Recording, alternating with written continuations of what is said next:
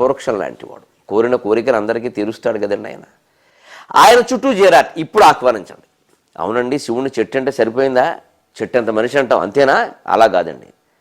ఈ చిగురాకు, ఈ పువ్వు, ఈ తేనె ఆయనలో ఉన్నాయట. ఎక్కడున్నాయి? కపర్దాచిత చంద్రగాంగజలమైన. అది కవి ప్రతిభ.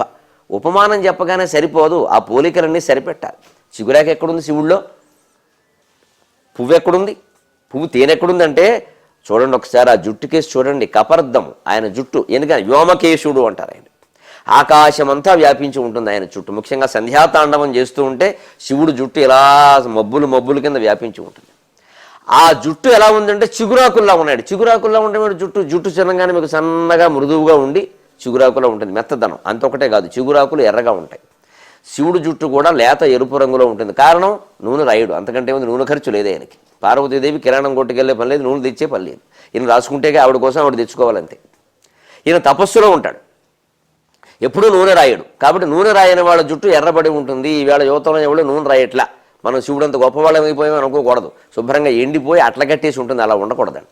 మీరు తపస్సులు చేసే మహానుభావులు అయితే వేరే విషయం. ఇంత చేసి పుస్తకం లేకుండా కాలేజీకి వెళ్ళే వాళ్ళకి ఈ షోకులు ఎందుకు? మళ్ళీ నూనె రాసుకుంటే చదువు వేడి, నూనె చల్లదనం. ఆ చదువుకి బుర్ర వేడెక్కిపోతుంది. ఈ నూనె రాసుకుంటే చల్లబడుతుంది, హాయిగా చదువుకున్నది బుర్రకెక్కుతుంది. ఇంకో రహస్యం చెబుతున్నా, జ్ఞాపక శక్తి బాగా పెరగాలంటే నూనె రాసుకోవాలండి. బుర్ర చల్లగా ఉన్నవాడి యొక్క బుర్రలోనే అనేక విషయాలు గుర్తుంటాయి తప్ప వేడెక్కి దాన్ని హీటర్ పెట్టి వేడెక్కిస్తే కుదరదు. ఆ చదువు వేడి తగ్గాలంటే చిగురాకులు. ఆయన నూనె రాయడు కాబట్టి ఎర్రగా ఉంది ఆ జుట్టు. ఆ ఎర్రగా ఉన్న జుట్టును చూస్తే చిగురాకులు అనిపించట్లా? అనిపిస్తుందయ్యా, ఎంత బాగా చెప్పేవయ్యా. మరి పువ్వు ఎక్కడుంది? చంద్ర గంగజలము.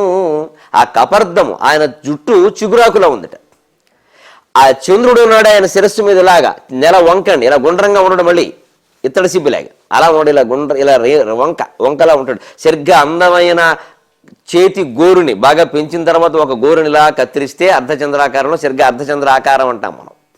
అందుకని అర్ధచంద్రాకారం అదే కదండి. శివుడి నెత్తి మీద ఉండేటువంటి నెల వంక అంటాం మనం. చంద్రుడు అనం ప్రత్యేకించి చంద్ర వంక. అది పువ్వుట. సరిగ్గా ఆయన శిరస్సు మీద పెట్టుకున్న పువ్వులా, అందమైన పువ్వులో ఉంటుంది చూడండి ఇలాగే. అందుకే మిస్ వరల్డ్లో పోటీల్లో నెగ్గిన వాళ్ళకు కూడా అర్ధచంద్రాకారంలో ఉండే కిరీటం పెడతారు. ఆ పువ్వులా అందా ఉండాలి, చందమామలా అందంగా ఉండాలి వాళ్ళ మొహం ఉంటుంది, వాళ్ళ మొహం అని అలా పెడతారు. అందుకని చంద్రుడు పువ్వుట, ఆయన జుట్టేమో చిగురాకుట. బాగుందయ్యా, ఎంత బాగా చెప్పు, ఎంత బాగుంది ఈ మాట. నిజమే. మరి పువ్వు తేనెయ్యా? చంద్రుడు పువ్వు అయితే ఆయనలోంచి అమృతం స్రవించాలి కదా.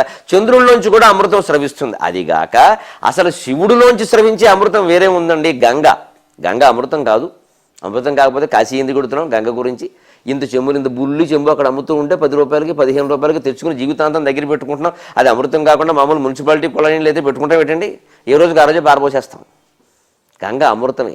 అందుకని కపర్దాచిత చంద్ర గాంగజలమైన, కపర్దము చేత దాచబడిన కప్పబడిన చంద్రుడు గంగాజలాన్ని చూడండి. ఆ కపర్దము శిరోభాగము జుట్టంతా కూడా చిగురాకుల్లో ఉంది. చంద్రుడు పువ్వులా ఉన్నాడు, గంగాజలం అమృతంలా ఉంది కదా. ఈ చిగురాకు ఈ ప్రసమం ఈ పువ్వుదేనియా. సరిగ్గా సరిపోయి చూసుకోండి. ఎంత ఎప్పుడిని చూచి తిరేయటంచు. వాటి కోసం సుఖాదులు వానతాయని చెప్పారు ఇందాక మీరు. చిలుకలు. మరి శివుడు చుట్టూ చిలుకలు ఉంటాయండి. చిలుకలు, గోరింకలు, కౌజుపెట్టలు ఇవేనా శివుడు చుట్టూ? వాళ్ళేమన్నా శివుడు చుట్టూ ఉండేవాళ్ళు మహర్షులు. ఈ మహర్షుల్లో శుకుడు ఒకడు. శుకుడు మరి ఎటువంటి మహర్షులు అండి? వాలకిల్యాది మహర్షులు, అసితుడు, దేవనులు మొదలైనటువంటి దేవఋషులు, వీళ్ళందరూ నారదులు మొదలైన వాళ్ళంతా ఈ చుట్టూ ఉంటారు. ఈ కథలో కూడా శివుడు నారదుడి దగ్గరికి వస్తారు. మరి వీళ్ళంతా మహర్షులు కాదు. ఋషి, రాజర్షి, మహర్షి, బ్రహ్మర్షి, దేవర్షి. ఇది క్రమం. వీళ్ళందరూ శివుడు చుట్టూ ఉంటారు. సుఖాదులు, చిలుకలు మొదలైనవి అని ఒక అర్థం చెట్టు పరంగా. శివుడు పరంగా సుఖమహర్షి మొదలైన వాళ్ళు కొల్వగా కపర్దాచిత చంద్ర గాంగజలమైన. కపర్ద ఆచిత. ఆచిత అంటే కప్పబడిన, దాచబడిన. సరదాగా మనం తెలుగులో చెప్పాలి కపర్దాచిత. శిరోభాగంలో దాచేశాడని కూడా చెప్పుకోవచ్చు. ఊరికే పై మాట.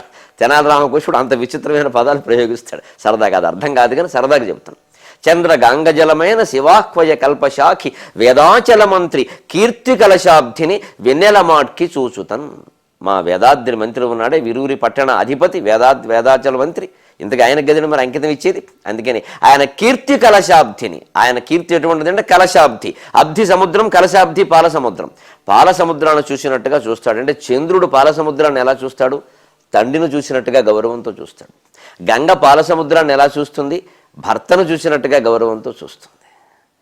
చిగురాకులు పాలసముద్రాన్ని ఎలా చూస్తాయి, కల్పవృక్షం అంతా కలిపి పాలసముద్రాన్ని ఎలా చూస్తుంది, అది అందులోనే పుట్టింది కాబట్టి కన్న తల్లిని చూసినట్టుగా చూస్తుంది. కాబట్టి పరమేశ్వరుడు మా వేదాద్రి మంత్రుల యొక్క కీర్తిని తల్లిలాగా, తండ్రిలాగా, కుమారునిలాగా, ఆత్మబంధువులాగా కాపాడునుగాక అనడానికి ఎంత అందమైన పద్యం